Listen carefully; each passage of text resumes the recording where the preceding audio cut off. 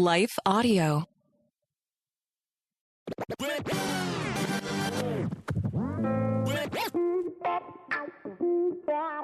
Hey, welcome to our new God's Love for the Unlovable and Gospel Rant Series and format. I'm Dr. Bill Sinyard. We're calling the series Vagabond Diaries. We want it to be fun, informative, life-changing, energetic, something that you would find valuable to pass on to others and laugh and cry together. Maybe even be an evangel, a way of telling the good news of God's love for the unlovable for people who just won't come to church. So instead of dealing with biblical topics from a scholarly perspective, a verse by verse, word by word, we're going to shift to telling biblical stories in a new, fresh way, insightful ways, we hope, that are both foundationally biblical, relevant, and entertaining. We're not above sarcasm, made-up characters, mockery, or even deep political insights when we need to get powerful points across. Still, it's a rant, so we're not concerned whether everyone agrees with us or not. We're trying to incite dialogue. Our goal is to make us see truth through a different lens, and then let the discussions begin.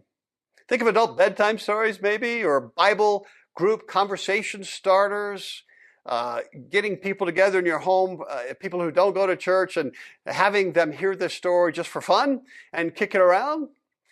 Or look, thoughtful, redemptive investment of time for those minutes where you're commuting to work or waiting for your plane in the airport. And the message, over and over, we want to scream out God's love for the unlovable, the unlovely, and the unloved, and that's all of us on any given day if we were just a little bit honest. It's the heart of the gospel, and I need to hear it. We need to hear it every day. Sometimes me, multiple times a day. The idea of Vagabond Diaries came from my experience writing my newest published trilogy for young reader fiction fantasies, Kingdom Quest. They read like teen fantasies, but they really are the gospel in a nutshell for young readers, 10 to 15-year-olds and adults. Someone described them as Chronicles of Narnia meet Princess Brides. I love that. You can find them on Amazon and Kindle.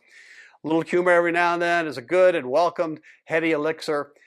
C.S. Lewis said that if he had to do it all over again, he would write more children's books. Why? Because adults read them.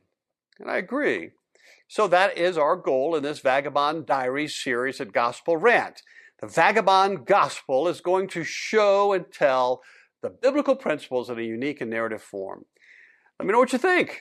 Let's get the word out. We hope to publish some of the best Vagabond Diary stories in book form soon. In today's Vagabond Diary, meet Veronica, a tired, burned out, lonely, beyond middle-aged waitress holding down her boring job at a declining casino in Central City, Colorado. She's divorced, drinks too much, and her family has pretty much let her know that they don't want her in their lives anymore, so she works mainly for tips and free drinks. Is there any good news for her? Well, let's see. Welcome to God's Love for the Unlovable and Gospel Rant. We will get back to this week's Vagabond Diary after this message from our sponsors. Veronica. The nondescript man sat down on a stool at the almost empty bar and ordered a cold IPA from one of the many local breweries. The bartender nodded with little acknowledgement and brought him a left hand and a tall, ice-cold mug. The bartender had little else to do, no other customers this time of day, so he wiped out some already clean glasses, wiped the bar over and over, more out of boredom than anything else. There were only 2 people in the entire place. It was almost the end of happy hour. Strange name, Josh thought. First, happy hour lasted 3 hours, and second, as he looked around, no one seemed happy. The Well Casino had long passed its time in glory, if it ever had one. The Central City Strip had recently multiplied with big Eastern investors choosing to put up sparkling new facilities instead of investing in the old, so the old just continued to decline. Josh and his buddies were on the way to a huge religious festival in Colorado Springs when their van blew a tire. They could have taken Highway 25 straight south, but Josh really wanted to go the scenic route, and so here he is. Josh decided to look around the casino while his friends got some groceries and found a local mechanic. In the late 19th century, this very block was called the richest square mile on Earth, mines producing silver primarily, but also some gold. Now it has only one active mine, and the 800 or so residents work mainly in the tourist trade, drawing on weekend visitors primarily from nearby Denver. The Century Casino, the Saratoga, and Bailey's just down the strip in Black Hawk do a fairly solid trade, but it's not Vegas, but it'll do for bored tourists. The Well Casino was the place a time and a half a time ago. Now, only a few come to put their money down at the craps table or tug on the arms of the slots. At the lone dark bar were only two people, two very different people. "So, you work here?" said Josh in a kind, interested voice to the woman who sat at the corner of the bar. "Oh, look at you, some kind of prophet," the middle-aged lady said very sarcastically. Veronica looked like a faded showgirl at a forgotten act. The years have etched a map of loneliness on her face, the lines around her eyes deeper than the wrinkles in her once sequined costume. The vibrant emerald fire of her youth has dimmed to a tired hazel, a flicker of longing occasionally catching in their depths. The once dazzling casino dancewear no longer really fit her fuller figure. The faded sequins attempted to catch the harsh casino lights with a dull shimmer. It's a costume from a past life, a reminder of a time when a playful wink, a flip of her platinum blonde hair, or a suggestive shimmy could turn a gambler's frown upside down and a tip jar into a treasure chest. Now the outfit feels more like a desperate attempt to recapture a bygone allure and beauty.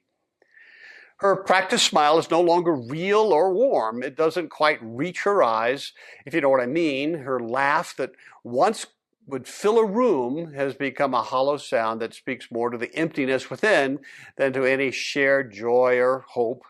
Despite the melancholy, Veronica remains a fixture on the casino floor. It's the only life she knows. It's the only safe place, if there is such a thing.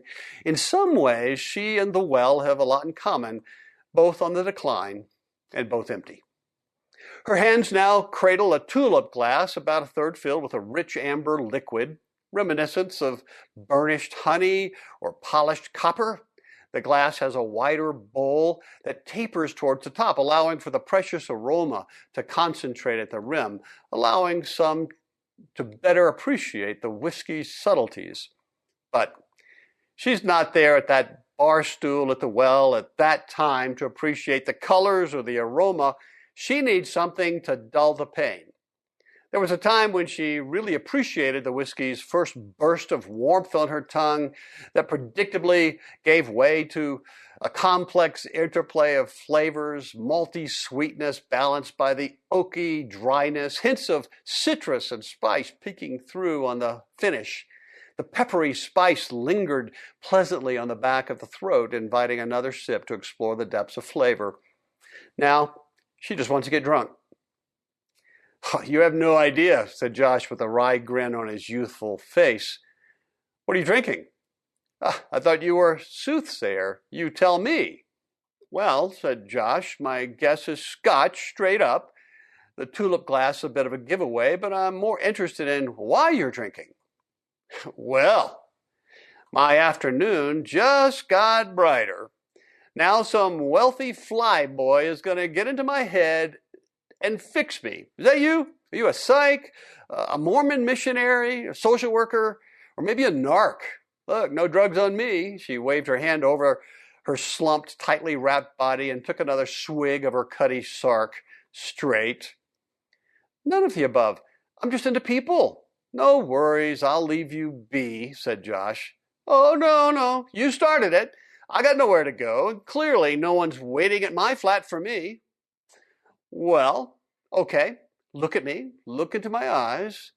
I see that you've been married before, multiple times, but not anymore." "Well, that's no trick. That describes half the women over 40 in Central City," scoffed Veronica. Agreed Josh. "But how many have been widowed 3 times, divorced twice, and now share a bed with just one more very abusive man?" What did you say? Who the hell are you? And how did you know? Well, the last one's pretty easy. I can see the bruise and the swelling on your cheek, fairly recent. I'm guessing by the look of it. Is the cutty helping? Yes, a little. And I'm guessing your kids are gone? Oh yeah, kids. As bad a lover and wife I was, it was only a shadow compared to how bad a mother. She sighed deeply and shook her head. My kids aren't speaking to me, not for years. I think they've moved out west, California maybe, but they don't want me around. I don't blame them. I just never was able to give them what they needed. I was in rehab off and on for most of their adolescence. They suffered multiple fathers, most of them very destructive. My fault too. Your parents? Asked Josh. Oh, yeah, well, that's another part of this Hallmark story I call my life. My father is a well-known Baptist preacher in Tulsa. You know, one of those radio guys, end times, this morality, that strict parenting, purity. I didn't fit his picture of an ideal daughter, nowhere close, so he kicked me out when I was 14. Apparently, I'm going to hell. His big deal is that everything will change for the really good Christians when the Messiah comes with a shout. Hey, said Josh with a little shout and wave, clearly in response to Veronica's last statement. What? Exclaimed Veronica. Hey, Josh said and waved again. You? The Messiah? You've got to be kidding me. I thought you'd be taller and better looking. Pleased to meet you, Veronica. Just call me Josh. We'll get back to the story after just a few words from our sponsors. We will be right back and pick up with the story. Back to our story and Josh. Pleased to meet you, Veronica. Just call me Josh. How did you know my name? It's a gift, really. Oh, and your name tag helped. Wait, are you saying that, this is the strangest pickup I have ever had. I've slept with men who thought they were God, but you're my first Messiah. Josh smiled a broad, warm smile. Absolutely no judgment. Veronica went on. So, Daddy, she said with sarcastic air quotes, says that when the Messiah comes, he's going to fix everything. The good and the bad separated and the bad judged and sent to hell. The good gathered into the air, I think, and taken to heaven with him. About right? Said Josh. Yes and no. I come to rescue and love the bad. That's all that's left.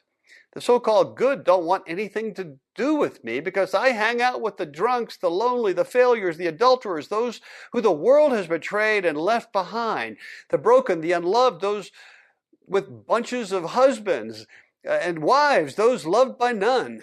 My home will be filled with rescued outcasts and vagabonds. Most of the good wouldn't be comfortable there. So, no Baptist in heaven? Veronica said with a smirk. You heard the gag, wherever there are 3 or 4 Baptists, there's always a 5th. Josh had to laugh at this beautiful lady. Oh no, my home will be filled with rescued Baptists too. So many have this mask of goodness, but underneath they are just as lonely and scared as everyone else. Most are worried that when they see me face to face, I will be disappointed, or worse, just walk away. Oh, there will be a moment of shock and awe when they finally look around and see who else is there, and those people will be blown away that the Baptists are living next door. But everyone will be having a wonderful time. Everyone will finally be able and willing to look deeply into my eyes for the very first time and feel the enoughness that they have longed for here but never found. Cuddy is good. It dulls the pain, but it never makes anyone feel enough or worthy or loved as they are. Well, what does enoughness feel like anyway? Inquired Veronica. I've been married a bunch of times and loved far more, and I'm pretty sure I have never looked into the eyes of any partner, married or not, and felt that. I was never enough. Always wanted to be. I can't count the times that I was told that I wasn't enough, not good enough, pure enough, woman enough, smart enough, pretty enough. Even my daddy chimed in, I'm not righteous enough. not for him or God. But you've wanted to see that in their eyes, right? Said Josh.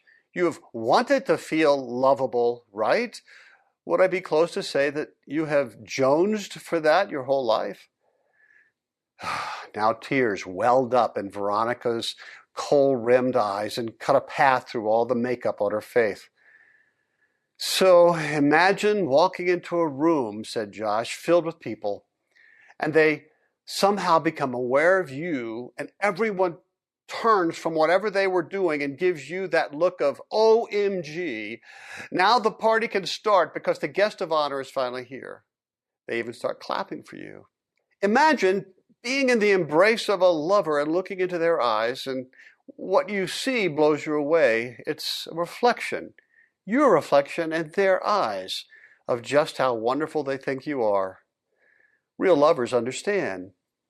It's being with someone who adores you as you are, even when you screw up or say something inappropriate. They appreciate you the same because they appreciate the real you, no matter how old or attractive or over or underweight, wrinkles, skin color, hair color, or no hair at all, whether you are funny or not. You don't have to do anything or prove anything. Well, exclaimed Veronica, that would be more than a parlor trick, Messiah. Josh, please. That place doesn't exist, exclaimed Veronica. There's only the well at happy hour. Well, exactly why I'm here, said Josh. There will come a time and place, a new and better well. Then and there, the broken, overlooked, the ugly, the deformed, the toss-aways, the unloved, the unlovable people, the abused, the used, will experience just that. Not now. Well, a little now, but this well is truly broken. Here, in this place, worth and value is defined by what you do for someone or how you look or the services you provide. The ones who prove their worth are appreciated for a bit, given an attaboy or an attagirl, a promotion, a tip, maybe a special romantic meal every now and then. And it feels good, but it doesn't last. Am I right? But in the well to come, people will not experience such favors because they are worthy or have earned it. It is the full-on experience of the love of my Father that will make them feel worthy and enough for the first time in their lives. Imagine the party when that starts happening. It won't be like this tragic happy hour at the well. It'll feel like the people have drunk something far better than Cuddy. Then it will really be a happy hour. And maybe we will call it joyful hour. Now, I need to work on that. Veronica, I don't need to be a prophet to tell you that you are starved to experience that one person who is irrationally crazy about you, as you are right now. I'm here to tell you that that person exists, and even now is right in front of you. Hey!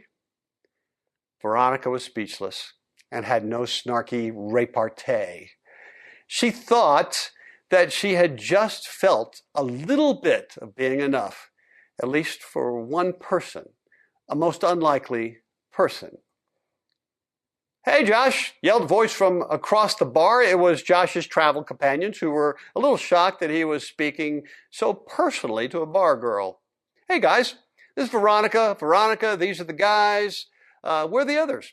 Well, they're at the van, packing it up again. Let's get going. The festival is going to begin with or without us. Wait, said Veronica urgently. Are you leaving? You just got here. I want you to come and talk to my 12-step group. Can you do that? It meets in just a few minutes, just down the block at the Episcopal Church. Ironically, she used the hand that her drink was in to point. I think they would appreciate it. Well, we need it. Josh clearly felt honored by her invite and agreed, much to the chagrin of his friends. Are you sure that they would want me? Inquired Josh. Oh, yeah. You are a trip, hon. They will get a real kick out of you. Well, let's get going. The time is shorter than you think. The end. So here's some dialogue starters that I thought might help. What did this rendition of John's story, The Woman at the Well, what did it bring to new light that you haven't thought about? What about Veronica do you relate to? What was good about Josh? And lastly, do you think that Veronica was changed? How and why?